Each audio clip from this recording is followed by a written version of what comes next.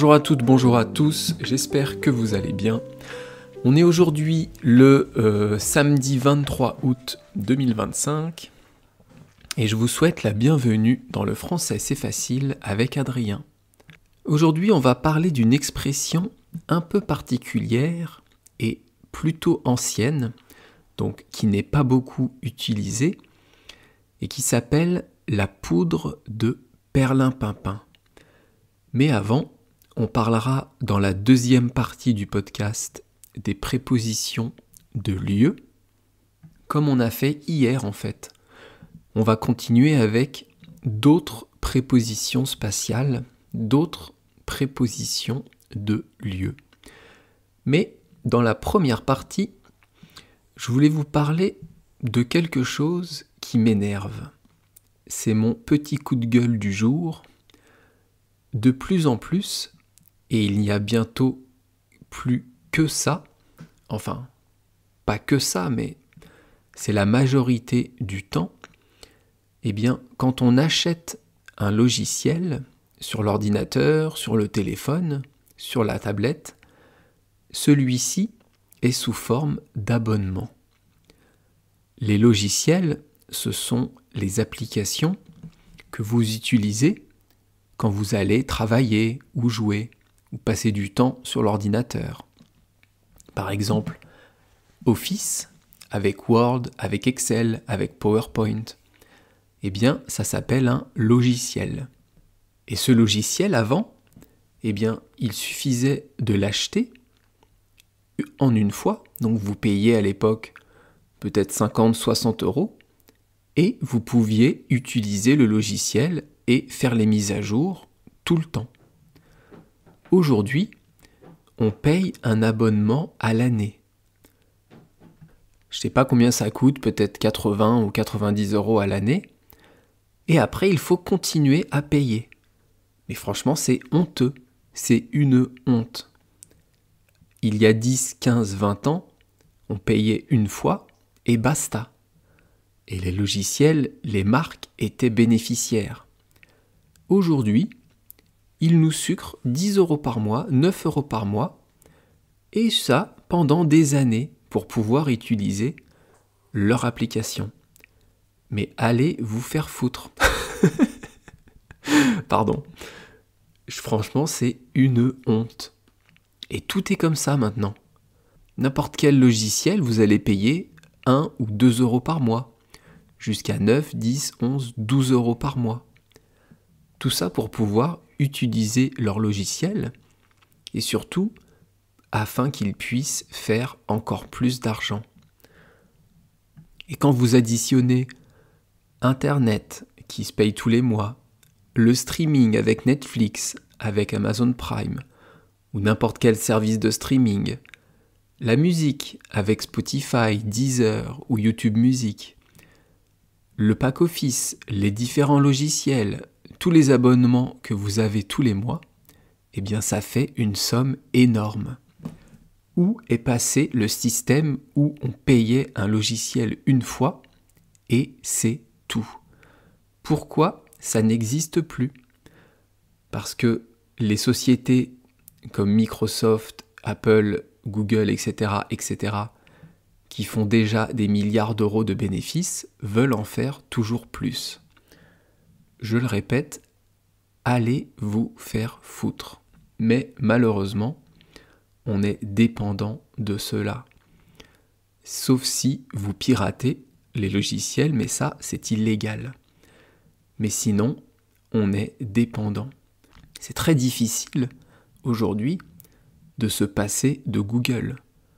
Rien que pour les mails, la recherche Internet, le cloud, c'est compliqué de faire autrement. Donc qu'est-ce que je fais? Eh bien je paye. Malheureusement, je paye tous les mois pour pouvoir profiter de ce service.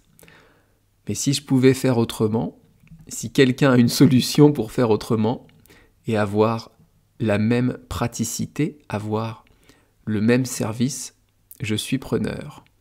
Et il y a aussi une autre arnaque depuis des années, c'est que les sociétés qui ont créé ces logiciels ne mettent plus à jour les versions pour du matériel ancien. Si vous avez un PC ou un Mac qui est trop ancien, donc qui a peut-être plus de 8 ou 10 ans, eh bien un jour on va vous dire la mise à jour n'est plus possible parce que la société ne met plus à jour son logiciel pour ce type de matériel. Donc vous vous retrouvez à avoir payé pendant des années un abonnement que vous ne pouvez plus utiliser car le logiciel n'est plus mis à jour.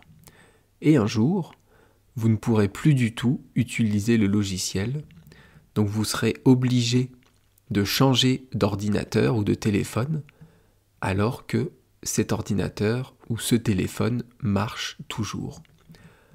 Encore une fois, allez vous faire voir. Bref, c'était mon coup de gueule du jour. Et maintenant, on passe aux prépositions de lieu, donc comme hier. On va commencer par au-dessous, au-dessus et en dessous, en dessus. Alors, je vais vous expliquer d'abord ce que c'est au-dessous et au-dessus. C'est quelque chose qui se situe sous une autre ou sur une autre, au-dessus d'une autre. Si je vous dis le pain est au-dessous des croissants, ça veut dire que le pain se trouve sous les croissants. Les croissants sont au-dessus du pain. Ça veut dire que les croissants se situent sur le pain. Ils sont plus hauts par rapport à la position du pain. Ça, c'est au-dessous et au-dessus. Un autre exemple, le verre est au-dessus de la table. Les pieds sont au-dessous de la table. Le verre est donc posé sur la table, est plus haut que la table, et les pieds sont sous la table. D'ailleurs, pour que ce soit plus naturel, on dit plutôt le verre est sur la table et les pieds sous la table. Donc ça, c'est au-dessus et au-dessous. Et il y a une petite différence donc avec en dessous et en dessus. On va reprendre notre exemple du pain. Le pain est au-dessous des croissants. Le pain est donc situé sous les croissants. Le pain est bien cuit en dessous.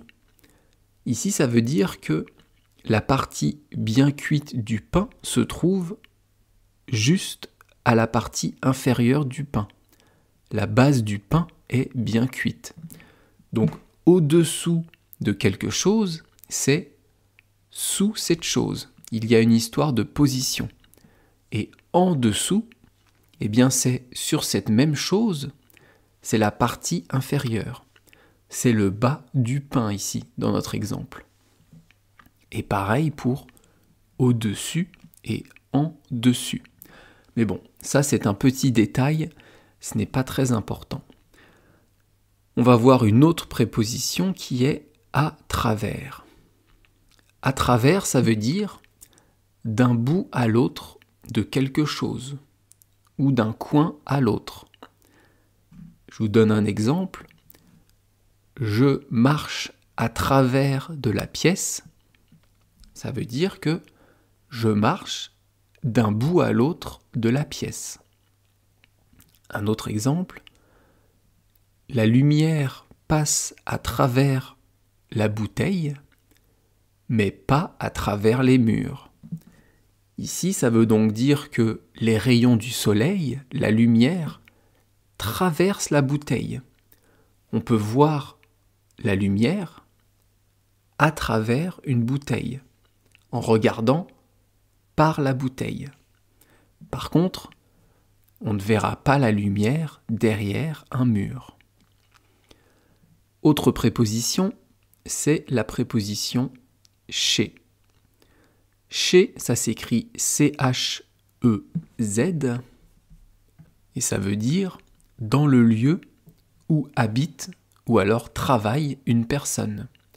Chez Adrien, c'est chez moi, c'est dans ma maison, dans le lieu où j'habite. Chez Vincent, chez Pierre, etc., etc. Ce sont des noms de personnes, ce sont les lieux où habitent ces personnes. Mais on peut dire aussi chez le coiffeur, chez le boulanger.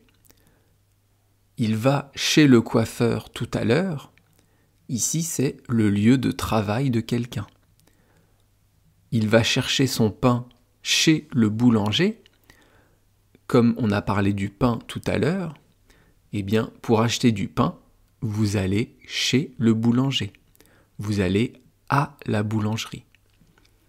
Ça, c'était une autre préposition de lieu, puisqu'on parle du lieu où habite ou alors travaille une personne. Et enfin, dernière préposition de lieu pour aujourd'hui, c'est le mot contre. Contre, ça veut dire auprès de, collé à quelqu'un ou quelque chose, ou alors très proche de. Un exemple, cette maison est contre la mienne. Cette maison est contre la mienne. Ça veut dire que la maison d'à côté est collée à ma maison. Les deux maisons se touchent. On appelle ça des maisons mitoyennes. Autre exemple, elle s'est collée contre moi. Ici, c'est une personne qui se colle à moi, qui se rapproche, qui se met contre moi, qui se met près de moi. Et donc, avec ça, on a fini nos prépositions du jour. On a vu au-dessous et au-dessus. On a parlé d'à travers, chez, et aussi, contre. Et donc maintenant, on va parler un peu de cette poudre de perlimpinpin. Alors déjà, la poudre, c'est quoi ? La poudre, c'est un nom qui est féminin, puisqu'on dit la poudre. Et c'est en fait comme de la poussière. C'est quelque chose de solide qu'on a écrasé et écrasé pour en faire de la poudre, pour en faire comme des particules, des toutes petites particules de poussière. On peut parler de sucre en poudre. Ce que vous mettez dans le café ou dans le thé le matin, c'est du sucre en poudre. Et le café, justement, ça peut aussi être du café en poudre. Quand vous faites du café avec une cafetière à filtre, eh bien on utilise du café en poudre. La farine qui sert à faire du pain, eh bien la farine, c'est de la poudre. Donc je vous répète, c'est quelque chose de solide qu'on a transformé en poussière. Le blé, le grain de blé, on l'écrase et on en fait de la farine. On revient à l'expression du jour, la poudre de perlimpinpin. De ici, c'est une préposition. Et perlimpinpin, en fait, c'est une onomatopée. C'est quoi une onomatopée ? Eh bien, c'est le bruit que fait quelque chose. Par exemple, un oiseau, quand il chante, il va faire cui-cui.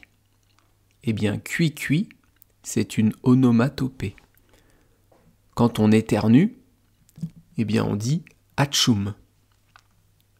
Atchoum, c'est l'onomatopée de quand on éternue. Quand vous êtes dans la forêt et que vous marchez sur une branche, eh bien ça fait crac. Ou le coq fait cocorico. Tout ça, ce sont des onomatopées. Eh bien perlimpinpin, ça fait un peu formule magique. Ça fait un peu comme abracadabra. Perlimpinpin, abracadabra. Ça fait formule magique. Mais ça ne vient pas que de là. Ça vient aussi de deux plantes, la prêle et le pimpin. Et à l'époque, on attribuait à ces plantes des propriétés médicinales, de médecine, qui permettaient de soigner. La prêle et le pimpin, quand on colle les deux mots, ça fait prêle-pimpin. Et au fur et à mesure du temps, eh bien c'est devenu perlimpinpin. Alors c'est quoi la poudre de perlimpinpin ? En fait, c'est une expression qui va décrire quelque chose qui va faire des miracles, mais en fait, qui n'en fait pas. On dit que ça va tout guérir, on dit que ça va faire un miracle, mais ça ne sert à rien. Donc c'est quelque chose de faux. C'est quelque chose qui ne va pas avoir d'effet. Je vais vous donner un exemple. La dernière fois que j'ai entendu cet exemple à la télé, eh bien il a été utilisé par le président de la France qui s'appelle Macron. Et c'était au moment de son élection, ou plutôt juste avant son élection, pendant le débat contre Marine Le Pen. Il dit à son opposant, il dit à Le Pen, ce que vous proposez, c'est de la poudre de perlimpinpin. Ça veut dire que les mesures que proposait Marine Le Pen pour sauver la France, pour améliorer l'état de la France, eh bien, ça n'aurait servi à rien. Il a dit à cette femme, à Madame Le Pen, que ce qu'elle proposait ne marcherait jamais, donc ne servirait à rien. Donc, ça serait comme de la poudre de perlimpinpin. Quelque chose qu'on dit qu'il va aider, qu'on dit qu'il va servir pour guérir, mais qui ne sert à rien. Aujourd'hui, et depuis des années, il y a des milliers et des milliers de produits différents qui sont vendus sur Internet pour la santé. Il y en a qui servent, il y en a qui sont utiles pour se soigner, pour aller mieux, et il y en a qui ne servent à rien, c'est de la poudre de perlimpinpin. J'espère que vous comprenez. En anglais, on dit tout simplement a magical cure, donc c'est un remède magique, donc comme la magie n'existe pas, ça ne marche pas. Demain, on fera une chanson française qui m'a été conseillée par un auditeur. Et cette chanson, elle s'appelle « La France de mon enfance » et elle est chantée par Enrico Macias. Je vous parlerai de tout ça demain. Je vous remercie de m'avoir écouté. Vous pouvez me retrouver sur YouTube, sur Patreon, si vous voulez vous abonner, ça fera très plaisir. Vous y retrouverez des podcasts exclusifs et les transcriptions des épisodes donc à l'écrit. Tout ce que je dis qui sera écrit pour que vous puissiez réviser du français. Merci beaucoup de m'avoir écouté et je vous dis donc à demain. Bye bye, hasta luego, matane.